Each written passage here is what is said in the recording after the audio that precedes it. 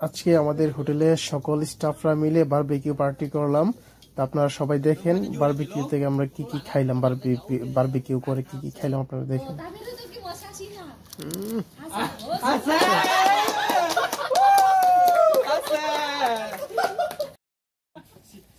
তো এখানে দেখেন আপনারা যে বিভিন্ন ধরনের মানে মাংস আনা হয়েছে, তারপর সবজিও আনা হয়েছে, বিভিন্ন ধরনের সবজি। তো জাপানিজরা সাধারণত অনেক ধরনের সবজি খায়, যেটি যেমন বাঁধাকপি, তারপর অনেক ধরনের ইয়ে আছে ওরা খায় যেটা আমরা বাংলাদেশে খাই না। তো এক এক করে আমি আপনাদেরকে দেখাবো। তো আমরা যেগুলো শাক রেন্দে খাই বা তরকারি রেন্দে খাই, এরা এগুলো এভাবে পুইরেও খাইতে পারে। তো আপনারা দেখেন এখানে ভুট্টা আছে, আমরা যেটা মানে ভুট্টা বলি আর কি। তো এগুলা কাইটা পিস পিস করছে, এগুলো মানে আগুনে দিয়া ভাইজা তারপর খাই লিব আর কি, আগুনে দিয়ে সেটা বারবিকিউ করে খাইব। এখানে ড্রিঙ্কস আছে। আর দেখেন এই যে এগুলো হচ্ছে মানে পাতাকপির মতো আর কি, মানে কি বলবো এটির নামটা আমিও জানি না। তো এইগুলা হুদাইব আর কি, মানে এগুলা মাংসের সাথে বা এরকম যে চিংড়ি মাছ এগুলার সাথে শুধু শুধু পাতাগুলা খাইবো। মানে পাতা আমাদের দেশে গরু ছাগলে খায়, তাই না? তো এই পাতাগুলা এদেশের মানুষ নিজেরা খায় আর কি।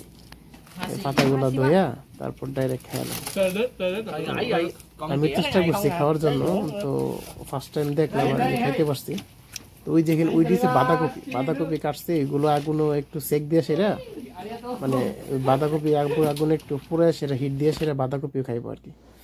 দেখেন আমি ভুট্টা খাইতেছি, ভুট্টা খাইতেছি।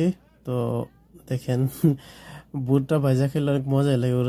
ওরে আমি বলতেছি যে আমাদের বাংলাদেশে এটা ভুট্টা বলে, ও কর্ন বলতেছে, কর্নও বলে কর্ন।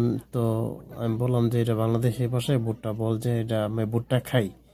ওরা বাংলা একটু শিখাইলাম, তো চেষ্টা করছে বলার জন্য, এতটুকুই আর কি। তো আপনারা দেখতে থাকেন।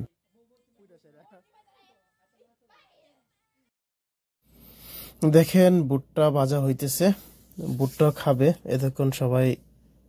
মুরগির গোস্ত, গরুর গোস্ত ভাজা খাইছে, এখন ভুট্টার বারবিকিউ চলতেছে। এখন ভুট্টা খাবে সবাই।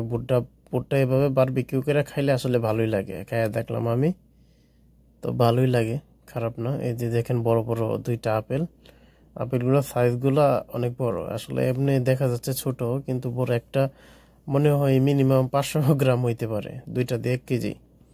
অনেক বড় বড় আপেল, অনেক স্বাদ আপেলগুলোর। তো আজকে সবাই খেয়ে আবার লাস্টে দেখেন তরমুজ আছে, এগুলো জাপানিজ তরমুজ, এগুলো সাইজ আছে একটু ছোট।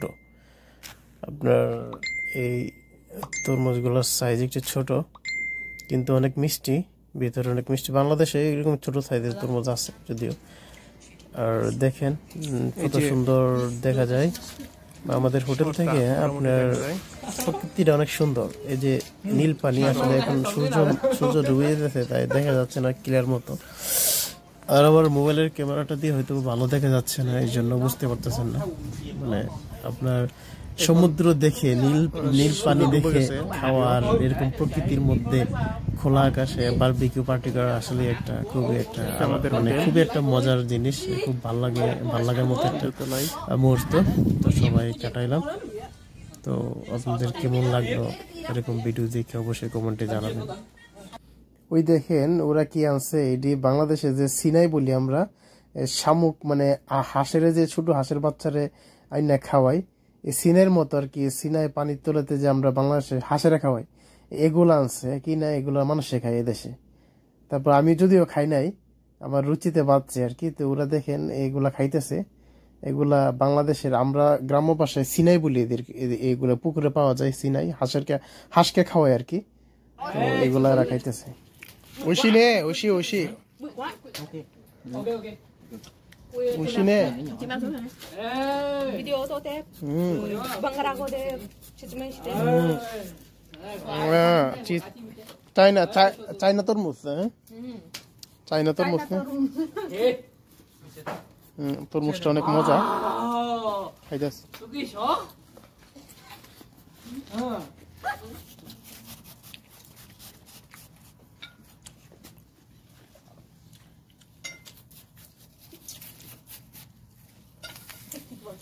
Kintan jojo ne. Dan nan de bode kiru.